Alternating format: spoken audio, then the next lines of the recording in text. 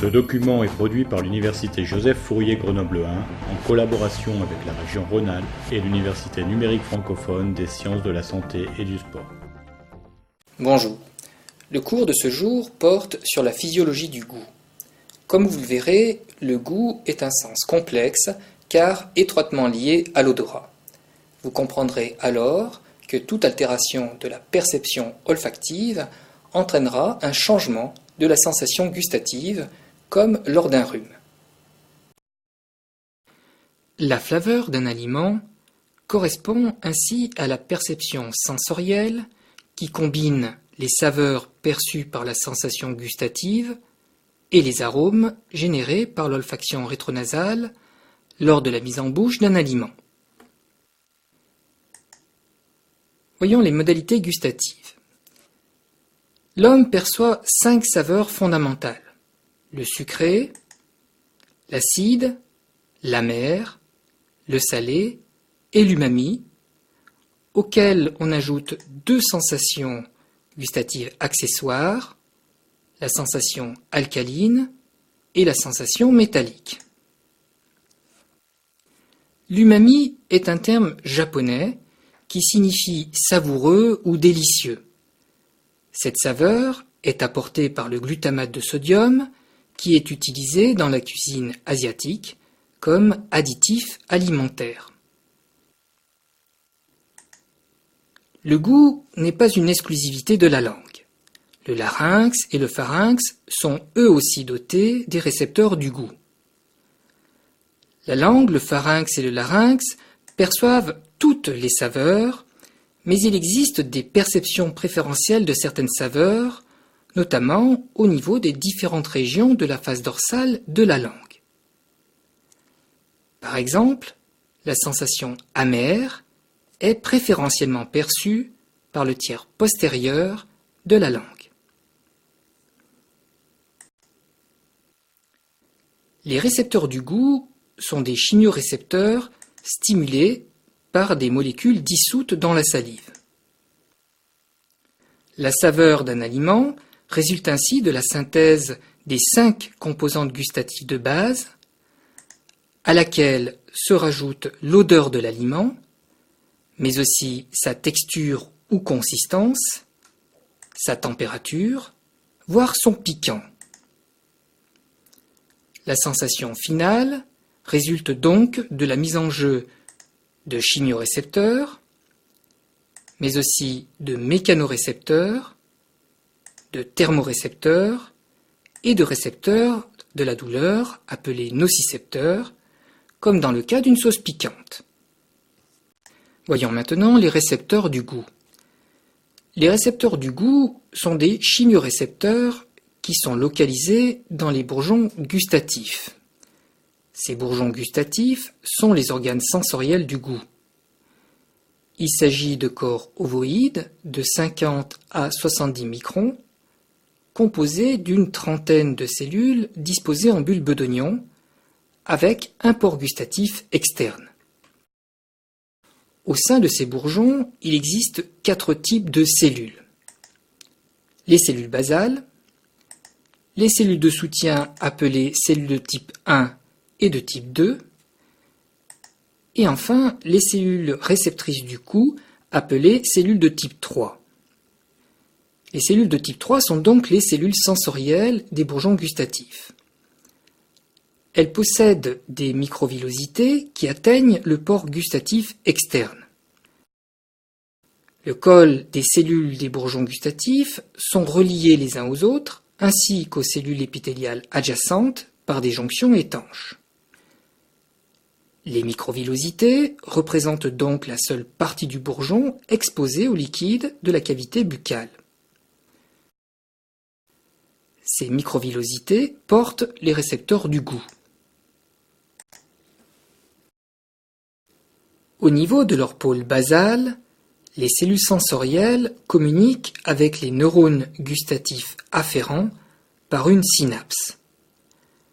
Chaque bourgeon gustatif est innervé par une cinquantaine de fibres nerveuses et inversement, chaque fibre nerveuse reçoit des influx de 5 bourgeons gustatifs en moyenne, ce qui forme un champ réceptif. Ces champs réceptifs peuvent d'ailleurs se recouvrir.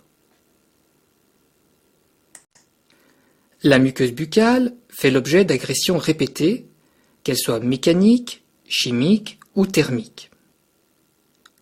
En réponse à ces agressions, les cellules basales des bourgeons gustatifs se renouvellent à partir des cellules épithéliales qui entourent le bourgeon. Ces cellules basales se différencient en nouvelles cellules réceptrices, remplaçant ainsi les cellules réceptrices les plus anciennes, dont la durée de vie est d'environ 10 à 12 jours.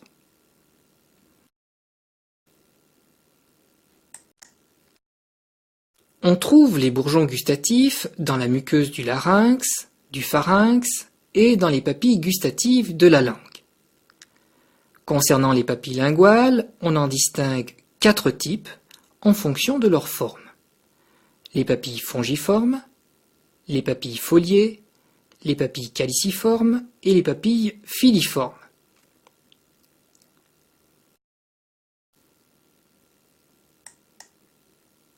Les papilles fongiformes sont en forme de champignons. Ce sont des structures arrondies, distribuées sur toute la langue, mais plutôt concentrées près de la pointe. Il y a en moyenne 5 bourgeons gustatifs par papille fongiforme, et ces bourgeons sont plutôt situés au sommet de la papille. Les papilles foliées sont en forme de feuilles et sont localisées sur les bords de la langue. Elles sont peu nombreuses, environ 5 de chaque côté.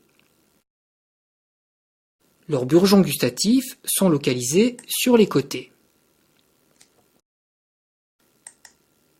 Les papilles caliciformes sont en forme de calice. On les appelle aussi papilles vallées et forment un V à la face dorsale de la langue. Elles sont peu nombreuses, environ une dizaine, mais ce sont les plus grosses des papilles et possèdent le plus de bourgeons gustatifs, jusqu'à 250 par papille.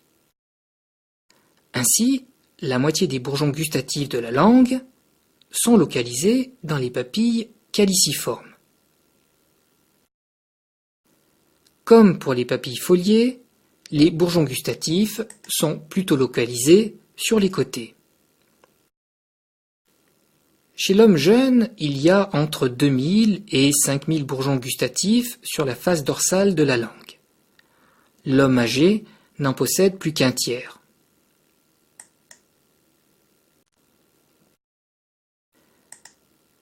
Les glandes séreuses situées à la base des papilles caliciformes et des papilles foliées sont des glandes salivaires accessoires qui sécrètent de la salive.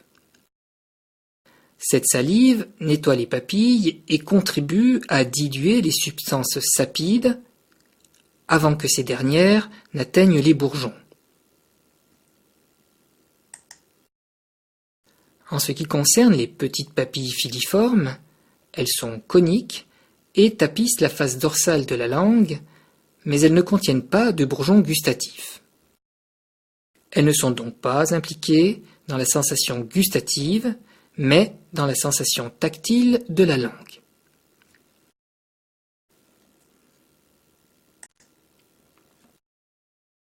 Voyons maintenant la transduction du signal gustatif.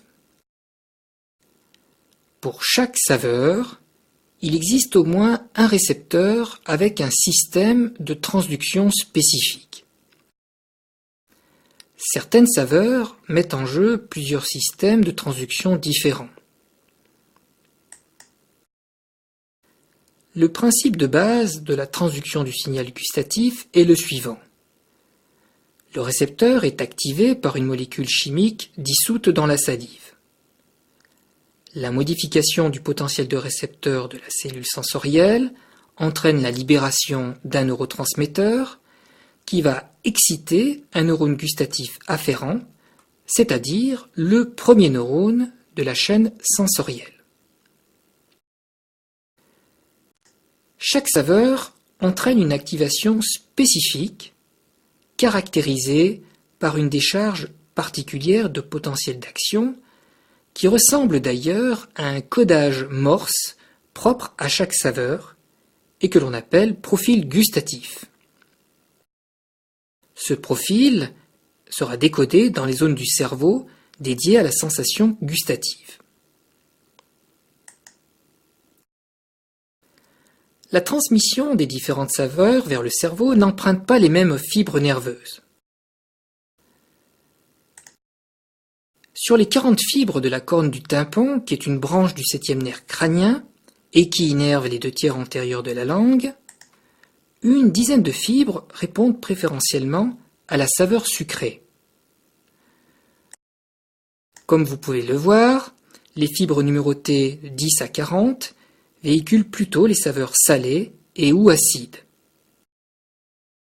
En revanche, peu de fibres répondent de manière significative à la saveur amère. Cette saveur est préférentiellement perçue par le tiers postérieur de la langue qui est innervé par le 9e nerf crânien.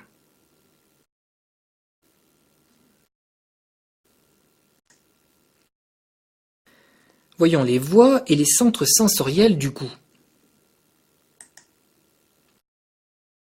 Les fibres gustatives, issues des bourgeons des 2/3 antérieurs de la langue, empruntent d'abord le nerf lingual, qui est une branche du nerf trijumeau.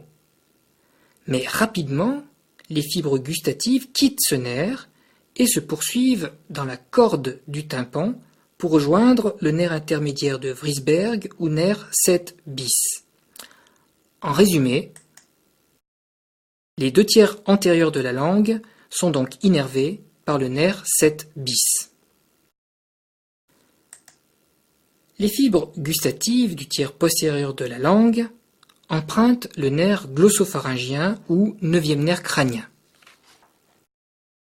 Enfin, quant aux fibres extralinguales, elles empruntent le 10e nerf crânien, encore appelé nerf pneumogastrique ou nerf vague.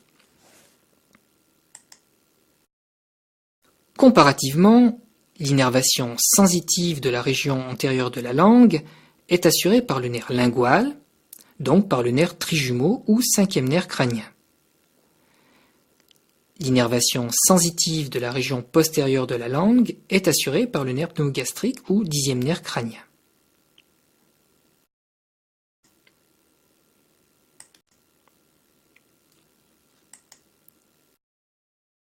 Les fibres gustatives des nerfs 7 bis, 9 et 10 constituent le premier neurone de la voie sensorielle ascendante.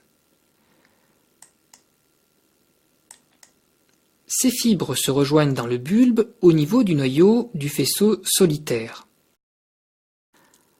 À partir de là, le deuxième neurone poursuit l'ascension sans changer de côté pour se rendre dans un noyau du thalamus homolatéral.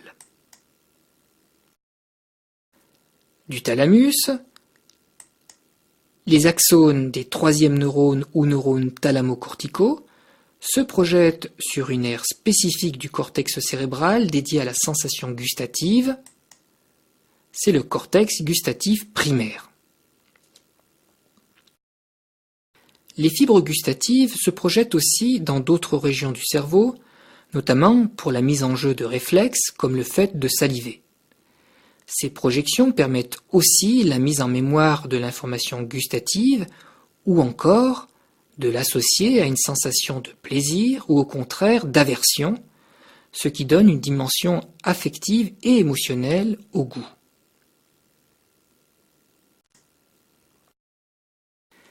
La sensibilité du goût est globalement faible. Pour chaque substance sapide, il existe une concentration seuil pour la détecter, c'est-à-dire une concentration minimale à partir de laquelle les bourgeons gustatifs vont répondre. Cette concentration seuil varie d'une substance à l'autre. La sensation amère, qui correspond souvent à la saveur des poisons végétaux, comme la strychnine, est perçue avec des concentrations très faibles. C'est logique, un individu doit être capable de détecter un poison avec des concentrations extrêmement faibles. Pour la saveur sucrée du glucose, le seuil de perception est en revanche le plus élevé.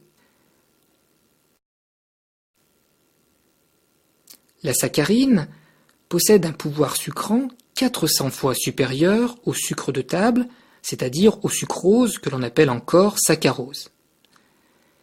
Il faudra donc 400 fois moins de saccharine pour que la sensation sucrée soit perçue. Cette saccharine est d'ailleurs utilisée comme édulcorant, c'est-à-dire comme une substance qui procure le goût du sucre sans en apporter les calories. La distinction des différences d'intensité des saveurs est relativement grossière, car seuls des changements de concentration d'au moins 30% sont perçus. Voyons maintenant les anomalies du goût. Elles comprennent l'agueusie ou l'absence de goût, l'hypogueusie ou la diminution du goût, et enfin la dysgueusie qui correspond à une déformation du goût. D'ailleurs, il en existe différents types, comme la cacogueusie, ou goût exécrable, la torquegueusie, qui correspond à un goût chimique, métallique, brûlé, et les paragueusies ou hétérogueusies, qui correspondent à des goûts inhabituels, plus ou moins plaisants. Ces anomalies du goût peuvent résulter d'une atteinte allant de la perception du signal au niveau du récepteur jusqu'à son intégration au niveau du système nerveux central. Cette atteinte peut être soit d'origine dégénérative, liée à l'âge, soit fonctionnelle, comme la prise de médicaments, notamment en réduisant le flux salivaire qui est nécessaire à la dissolution des molécules sapides, ou plus simplement encore, lors d'un rhume, en perturbant la perception des arômes. La cause peut être aussi structurale, par lésion des voies neurologiques périphériques ou centrales.